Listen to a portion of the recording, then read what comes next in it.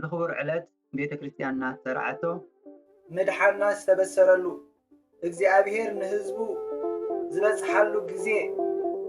ሓደ ዝለዋውጥ ንርእሱ ዘይልወጥ ኣብ ሓደ ቦታ ኣብ ሓደ ስፍራ በስመ አብ ወወልድ ወመንፈስ ቅዱስ አሐዱ አምላክ አሜን። ክብርን ምስጋናን ነቲ ኣብ ሰማይ ብክብሪ ዝተቐመጠ ብምሕረቱ ሃብታም ዝኾነ ኣምላኽ ካብ ንሪኦን ዘይንሪኦን ኩሉ ክፉእ ዝሓለወና ኣብ ዕድመና እውን ዝመዓልቲ ዝሃበና እግዚኣብሔር ኣምላኽና ክብሪ ይኹኖ። ልማድ ኮይንና ወይ ባህሊ ዘይኮነሲ ብሓቂ ምሕረቱ ስለ ዘይተወደአ ከም ሓጢኣትና ከም ኣበሳና ዘይኮነ ከምቲ ብዓለም ሙሉእ ዝግበር ዘሎ ኣበሳ ከይተቆጠዐ ናይ ምሕረት ኣእዳው ዘርጊሑ ናይዚ መዓልቲ ሰባት ዝበለና እግዚኣብሔር ኣምላኽና እሞ ንኣምላኽና ክብርን ምስጋናን ይኹኖ። እዚ ብተኸታታሊ ሶኒ ክኸውን ከሎ መንፈሳውነት እንታይ ማለት እዩ እንነብሮ ዘለና ተፀዊዕናየ ዘለና ናይ ኣምላኽ ሰባት ተባሂልና ከም ኦርቶዶክሳውያን ከም ክርስቲያን ነፍሲ ንፅዋዓሉ እንታይ ማለት ኢልና እርጋብ ዝሓለፈ 6 ምዕራፋት ጸሎት መጽሐፍ ቅዱስ ህይወት ቅዱሳን መንባብ ምስትንታን መንፈሳዊ ፍልጠት ብዛዕባ ገዛ ርእስኻ ፀብጻብ መሃብ ዝብል 6 ምዕራፍ ወዲእና ኣብቲ ሻውዓይ ምዕራፍ ብዛዕባ ኑዛዜ ብዛዕባ ንስሓ ዝብል ሎማዓንቲ ክንዛዝሞ ኢና። ሎሚ ነዚ ትምህርቲ ብፖፕ ወይ ከዓ ቅዱስ አቡነ ሽኖዳ ዝተዳለወ መንፈሳውነት ዝብል ሻውዓይ ምዕራፍ ነታ መጽሐፍ ክዛዝሙ ከለዉ ምኽሪ ብምሃብ እዮም ነታ መጽሐፍ ዝውድእዋ። ንኑዛዜ ወይ ከዓ ንተነዘዝቲ ዝኸውን ምኽሪ ንተነሳሕቲ ዝኸውን ንኑዛዜ ኢሎም ዝመፁ ናብ ካህኖም ናብ ቤተ ክርስቲያኖም ናብ ኣምላኾም ዝቐርቡ ሰባት ዝኸውን መዕዳ ኢሎም ኣብዚ ማዕዳ እዚ ሎሚ ነዚ ክንሰምዕ ከለና ኣምላኽ ንዓና ዝሓሰቦ ንዓና ዝደለዮ ምኽሪ ከም ዘሎ ምክንያቱ ከምቲ ንጉስ ሰሎሞን ኣብ ምሳሌ 28:13 ዝብለና ገበኑ ዝኽውል ኣይሰልጦን እቲ ዝናዘዘሉ ምንዛዝ ጥራይ ዘይኮነስ እሞ ዝሓድጎ ግና ምሕረት ይረክብ። ምሕረት የድልየና፣ ሰላም የድልየና፣ ምስ እግዚአብሔር ዕርቂ የድልየና። ስለዚ እዚ ዕርቂ እዚ ብኸመይ ዝርከብ እንድሕር ኢልና ናብ ንስሓ ናብ ኑዛዜ ምምፃእ ምዃኑ ዝሓለፈ ትምህርቲ ይብና ኣለና። ሕጂ ነዚ ትምህርቲ እዚ የድልየኒ እዩ፣ ኣነ ክናዘዝ የድልየኒ፣ ኣነ ክንሳሕ የድልየኒ፣ ኣነ ብቂድሚ ኣምላኽ ፀሮይ ዘራግፈሉ ግዜን ቦታን ሰዓትን ወሲነ ኣለኹ ንዝብል ሰብ ምኽሪ የድልየኒ። እቲ ቀዳመይቲ ምኽሪ ዝሃቦ እንታይ ኢሉ ናይቲ ክትንሳሓሉ ትኸይድ ዘለኻ ኣቦ ምኽሪ ካብኡ ጸሎት ካብኡ ንስሓ ኸይድካ ክትናዘዝ ትኸይድ ዘለኻ ኣቦ ግዜ ኣብ ግምት እትዎ። እስኻ ጥራይ ዘይኮንካ ብዙሓት ተጓሰይቲ ብዙሓት ተኣለይቲ ከም ዘለው ኣብ ግምት እቱ ካብቲ ዘድልየካ ግዜ ንላዕሊ ኣይትውሰድ። ዘየድሊ ዝርዝር ምቕራብ ግዜ ኣይተጥፍእ ወይ እንታይ ከም ትብል ዘረባኻ ኣይተናውሕ። ኣብ እዋን ኑዛዜኻ ሙሉእ ብሙሉእ ኣብቲ ኑዛዜኻ ኣድህብ፣ ኣብቲ ንስሓኻ ኣድህብ። ምክንያቱ ንምንታይ እዮም ፖፕ ሽኖዳ ነዚ ማዕዳ እዚ ዝምዕዱ ዘለዉ? ሓደ ምዕራፍ ኣነ ምስ ሓጢኣተይ ክነብር ምስ ገበነይ ክኽውል ኣይግባኣንን ኢልና ንዝወሰድናዮ ስጉምቲ ሰይጣን ኣይሕጎሰሉን። أنا خنازز إلنا سقومت موسار سيطان يحقوس لازم نزل سقومت ذك نوسد كلنا متعنا غفي مخنيات كمتص نتي سقيمنا يزلنا ترقم زي بلوخ قبر زك علس سيطان سألألن لازم إذا سألأهم زلنا نحر فاليتنا كل جزء نايتي أبوتي نعنا تراي كم زي كوانا واسا بزح سب كم زلو بزح جزء نتصلت كم زد اليوم فلت منياتو مزمور 32 فقد حاده انت ايلو ابسو استحد قالو حاتياتو استسورلو سب بصي ابسخا حدا قالكا دالكا ناو تخيد زلخا امبر جزء ختطف مسلينات كتكون نسخا زوسنكا وساني كتدنق الكا ايا انا ختبل زي كونسي اذا قداميتي زمصاتكا علامه خم تنسحاي فلت እግዚአብሔር ዘስተውዕል بها በና ተኸላይት ምኽሮም ዝብዋ እንታይ ዝብሉ እቲ መንፈሳዊ ረብሓ ማዕረት ኣብ እዋን ኑዛዜኻ ካባሃ ግልጽን ሓቀኛን ከም ዝኸውን ክትፈልጥ ኣለ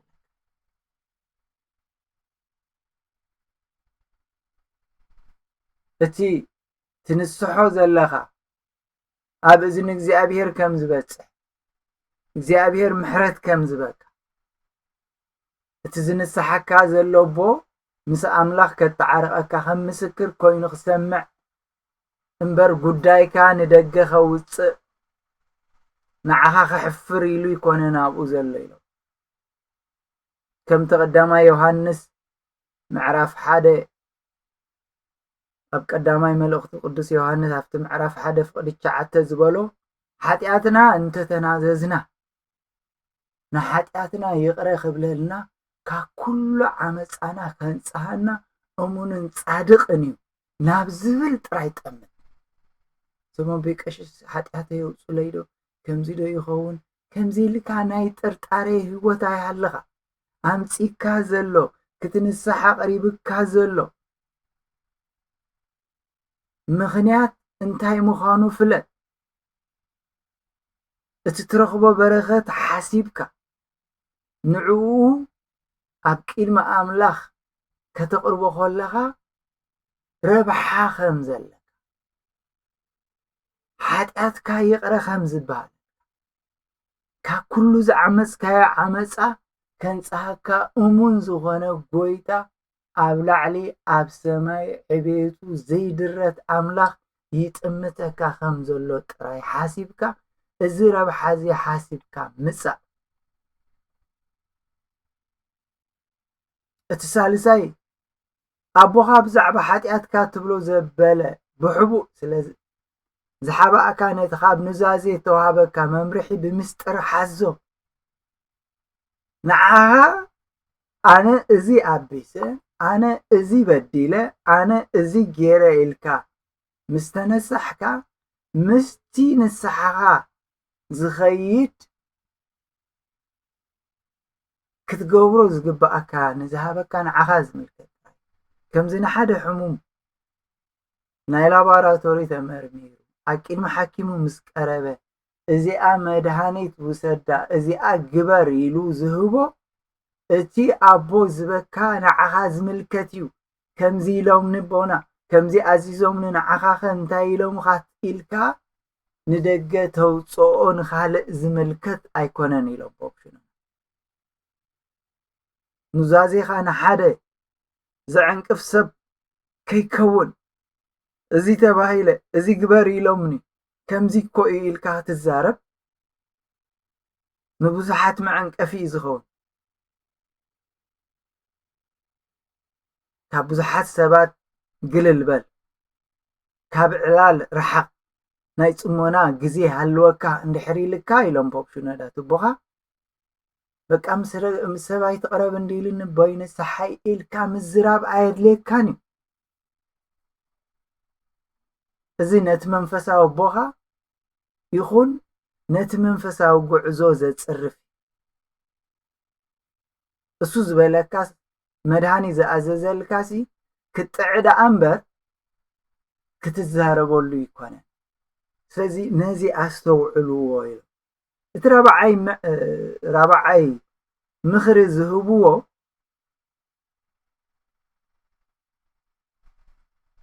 ናብ ንስሓ ናብ ኑዛዜ ናብ ኣቦኻ ክትቀርብ ከለኻ እቲ ንስኻ እዚኣ ገይረ ኣለኹ እሞ ኣበይ ንስሓይካ እዚኣ ክገብር እንተዝፈቐደለይ ሕራይ እንተዝብለኒ ኢልካ ሓሲብካዮ ዝመፃኻ እቲ ናይ ንስሓ ኣቦኻ ክሰምረልካ ምስቲ ሓሳብካ ክሰማማዒልካ ኣይትፀበ ንዑ ከተእምኖ ኢልካ ኣብ ምድርዳር ግዜኻ ይተጥፍእ እንድሕር ዘይተሰማሚዑካ ከዓ ኣይተግረምሩ ከምዚ ኮ ይኽእል ዘለይ ነይሩ ከምዚ ክብለኒ ነይሩኒ ኢልካ ካብኡ ዳኣልካ ምኽሪ ክትቅበል ትመፅእ ዘለኻ እምበር ንስኻ ንዕኡ ነቲ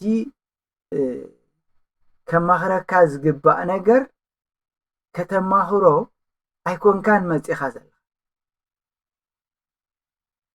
ንዓኻ ዘይሰማማዓካ ግን ንፈውስኻ ዝኸውን እንድሕር ትእዛዝ ተዋሂብካ ነቲ ቦ ከም ዘይበቅዕ ጌርካ ከይትሪኦ ጉዳይካ ምስ ኣምላኽ ኑዛዜኻ ካብ ሰማይ በረኸት ክትቅበል ኢኻ መፂኻ ዘለኻ እቲ ናይ ሰማይ ብዝቐደልካ ቅዲ ክትከይድ ኢኻ መፂኻ ዘለኻ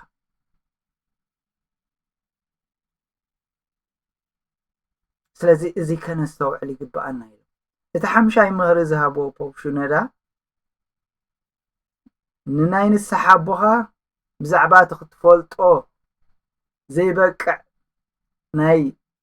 ቤተ ክርስቲያን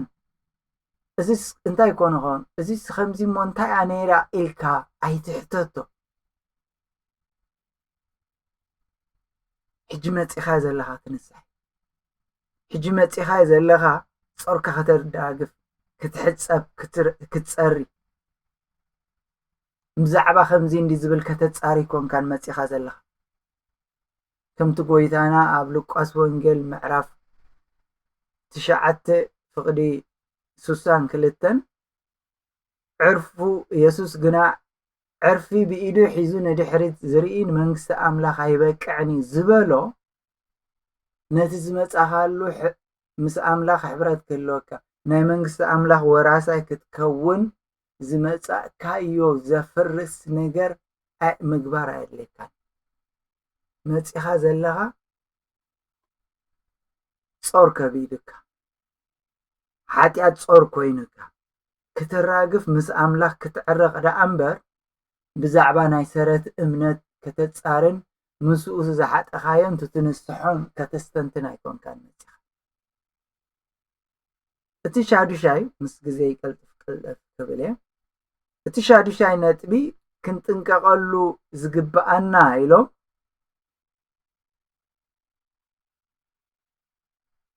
ኣብቲ ናይ ንስሓ ኣብቲ ናይ ንዛዜ ቦኻ እምነት ይሃለኻ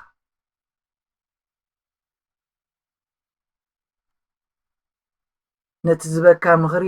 ተቐበል ነቲ ዝሃበካ ምኽሪ እዚ ደኣ እሞ ከመይ ማለት እዩ ከምዚ ዶ ይበሃል እዩ ከምዚ ዶ ኣሎ እዩ ኢልካ ንዕኡ ክትፈልጥ ብከምዚ ዝእዘኒ ዘሎ ብከምዚ ዝብለኒ ዘሎ ኢልካ ግዜ ኣይተጥፍእ ከምቲ ቀዳማይ ዮሃንስ ምዕራፍ 5 ካብ 14 ክሳብ 15 ከምቲ ፈቃዱ ጌርና ሓደ ነገር እንተለመናዮ ይሰምዓና እቲ ኣብኡ ዘለና ትብዓት ድማ እዚ እዩ ነቲ ዝለመናዮ ዘበለ ከምዚ ሰምዓና ካብ ንፈልጥ ድማ እቲ ካብኡ ዝለመናዮ ልማኖ ድሮ ከም ዝረኸብናዮ ንፈልጥ ኢና ዝብል መምርሒኻ ግበሮ እዚ ዘይበለኒ እዚ ዘይኮነዚ ነቲ ክትንስሓሉ ነቲ ክትናዘዘሉ ከይድካ ዘለኻ እግዚኣብሔር ንበዓትካ ዝደርስ ጥርዓንካ ዝሰምዕ መልሲ ዘለዎ ፍትሒ ዘለዎ እግዚኣብሔር ኣሚንካ ክትከይድ ከለኻ መልሲ ዝበካ ምዃኑ ፈሊጥካ ናብ ኣምላኽካ ቅረብ ምስ ኣምላኽካ ተዛረብ እዚ ምክንያት ገይሩ ዘይረዳእኒ ብከምዚ ደኣ ዘይበለኒ ኢልካ ናብ ዘየድልየካ ነገር ኣይትኸይድ እቲ ሻውዓይ ልክዕ ምስቲ ሻድሻይ ዝተሓሓዝ እዩ ነቲ ኣቦኻ ዝሃበካ ነቲ ናይ ንእዛዜ ኣቦኻ ዝበካ ኩሉ ኣይትጠራጠር ንኩሉ ንዝኣዘዘካ ኣይተጉረምርም ኣብኡ እውን ብክፉእ ዓይኒ ኣይትጠምት ከምቲ ኣብ ያዕቆብ ምዕራፍ 5 ካብ 14 ክሳብ 15 ዝብሎ ኣብ ማእከልኩም ዝሓመመ ኣሎ ድዩ ሓጢኣት ትኮ ሕማም ዝኸበአ ሕማም እምበር እቱኡ ከተውፅኦ ዘይትኽእል መድሃኒት ወሲድካ ብጀካ ንስሓ ካልእ መድሃኒት ዘይርከቦ ኣብ ማእከልኩም ዝሓመመ ኣሎ ንሽማግለታት ማሕበር ይፀውዕ ንሳቶም ከዓ ብስም እግዚኣብሔር ዘይትናለኸዩ ኣብ ልዕሊኡ ይጸልዩ እታ ናይ እምነት ጸሎት ድማ ነቲ ሕሙም ከተድሕነያ ጎይታ ከተንስኡ ሓጢኣት ገይሩ እንተኾይኑ ከዓ ክሕደገሉ ስለዚ ብእምነት ጾረይ ክራገፈለይ ፈውሲ ክረክብ እግዚኣብሔር ክምሕረኒኡ ኢልካ ደኣ ናብ ኣምላኽካ ቀረብ እምበር ካልእ ዘየድልየካ ግዜ ኣይተጥ እዚ ምኽሪ ናይ ፖፕ ሽኖዳ እዩ እታ ሻሙነይቲ ምኽሪ ዝመኸርዋ ነቲ ናይ ንስሓ ኣቦኻ ከም ማዕረኻ ኣይትርአዮ ከም መዘናኻ ኣይትርአዮ ኣይትዳፈሮ ኣይትጻረፎ ናይ እግዚኣብሔር ወኪል ኮይኑ ቅድማኻ ደው ከምቲ ጎይታናን መድሓኒና ኢየሱስ ክርስቶስ ዝበሎ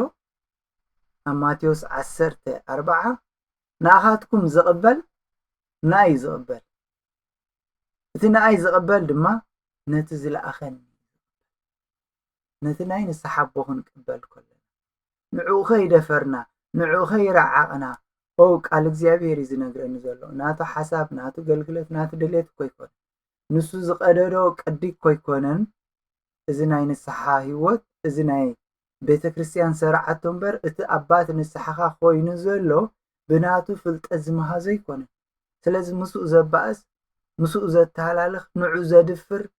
ንዑ ዘፅርፍ እንታይ ኣለካ ኢሎም ቦ ቃል ኣምላኽ ከዓ ንዓኻትኩም ዝቕበል ንዓይ ዝቕበል ትናይ ዝቕበል ድማ ነቲ ዝለኣኸኒ ስለዚ ነቲ ካህን ምቕባል ማለት ንኣምላኽ ምቕባል እዩ ነቲ ካህን ምፅራፍ ነቲ ካህን ምንዓቕ ነቲ ካህን ምውራድ ነቲ ካህን ኣነኣኢስካ ምርኣይ ነቲ ዝለኣኾ እግዚኣብሔር ምንዓቕ እዩ ሻሙናይ ነጥቢ ታሽዓይ ነጥቢ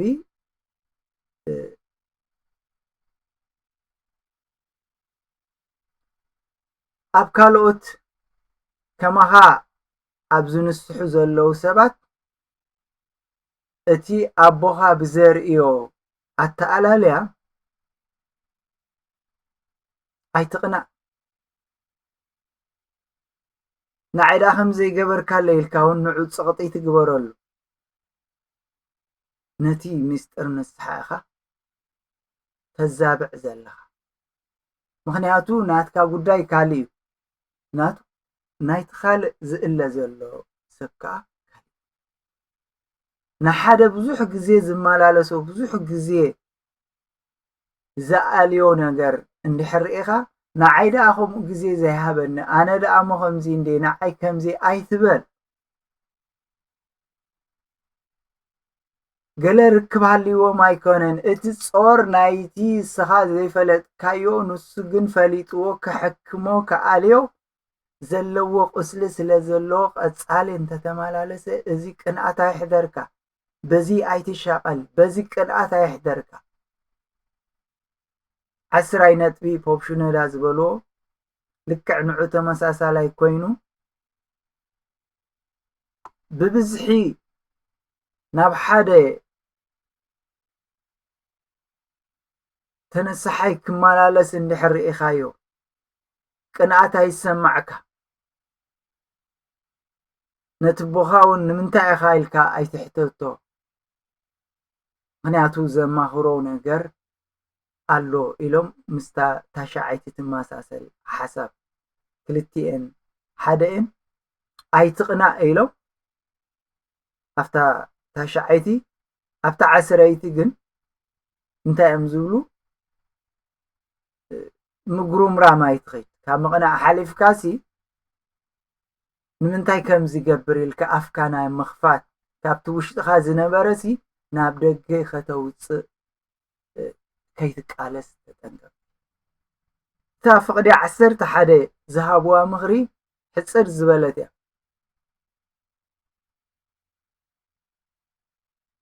ተኣዘዝ ጥበባዊ እውን ኩን ምክንያቱ ቃል እግዚኣብሔር ኣብ ኢሳያስ 26:16 እንታይ እዩ ዝብል ወእግዚኣብሔር ብፀበባ ደለዩኻ ቅፅዓትካ ምስ ረኸቦም ሰላሕ ኢሎም ጸሎት ኣፍስሱ ስለ ዝብል ጸሎት ከተፍስስ በቲ ዝገበርካዮ ገበን ምስ እግዚኣብሔር በደል ጌርካ ከም ፀናዕካ ከም መቕፃዕትኻ ምዃና ፈሊጥካ ሰላሕ ኢልካ ናብ ጸሎትካ ክትእዘዝ ኣምላኽ ዝበለካ ክትግብር እዩ እታ መበል 12 እንታይ እዮም ዝብሉ ኣቦኻ ብሰሪ ሓጢኣትካ እንተገናሓካ ንረብሓኻ ኢሉ እዩ እሞ ኣይተጉረምርም ዝኾነ ይኹን እትናዘዘሉ ነገር መመኸነይታ ከተቐምጥ ኣይትፈትን ክትንስሓሉ ወዝ በደሊ እዚኣ አንጻር እግዚኣብሔር ተጓዒዘ ኢልካ ደኣ ናብኡ ንምእራሙ ደኣ እምበር ንምንታይ ከምዚ ዝብለኒ ኸይድ ከምቲ ዕብራውያን ምዕራፍ 12 ካብ 5 ካብ 6 እቲ ከም ንውሉዱ ገይሩ ወዲ እግዚኣብሔር ነቶም ዘፍቅሮም ይቐጽዕ እዩ እሞ ነቲ ዝቕበሎ ዘበለ ውሉድ ይገርፎ ስለዚ ቅፅዓት ጎይታ ኣይትንዓቕ እንተገናሓካ ሕልናኻ ኣይተዕርብ ኢሉ ዝዛረበኩም ዘሎ ምዕዶ ከዓ ረሲዕኩሞ ኣለኹም ኢሉ ናይ ዕብራውያን ፀሓፋይ ዝገንሖ ክንግናሕ ኮለና ክንቅፃዕ ኮለና ንዓና ንረብሓ ምዃኑ ንዓና ንምጥዓይና ምዃኑ ንዓና ንምስትኽኻልና ምዃኑ ፍለጥ ኢሎም ፖፕሽኑ እታ መበል 13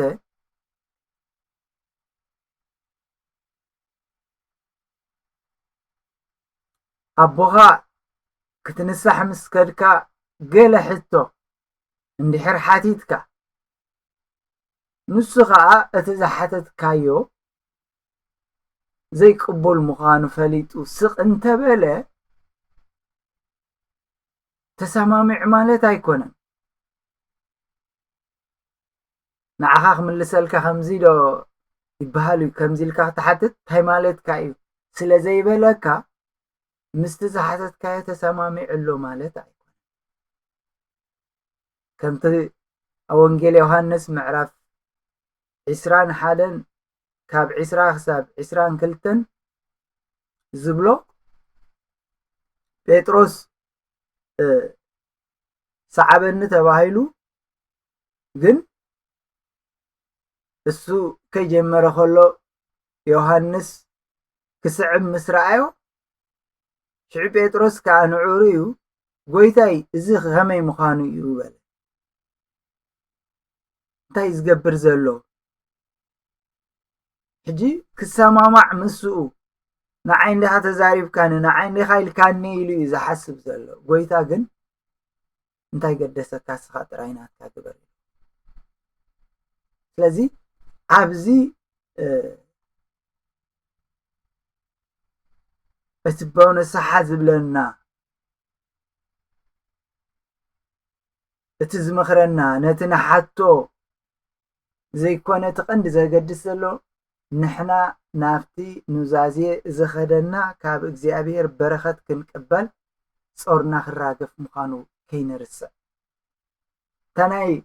መበል 14 ኣብ ኑዛዜ ፍርቂ ጥራይ ትናዘዝ ኩሉ ትዝገበርካዮ ትናዘዝ ከምቲ ናይ ሰብ ኢራን